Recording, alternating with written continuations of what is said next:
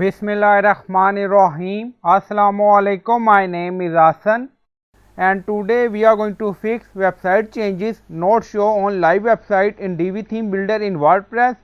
Before starting work, it's my request, please subscribe my channel. Thank you. Now back to our work. So we are in Divi page builder. So this is our section. Now go to page and then you see that section not show on live page. So we are going to fix it. Now go to dashboard.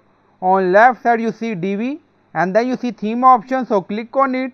Now Divi theme option open and then you see multiple tabs, so click on builder tab and then you see advanced tab, so again click on it and then you see static CSS file generation enable, so click on clear.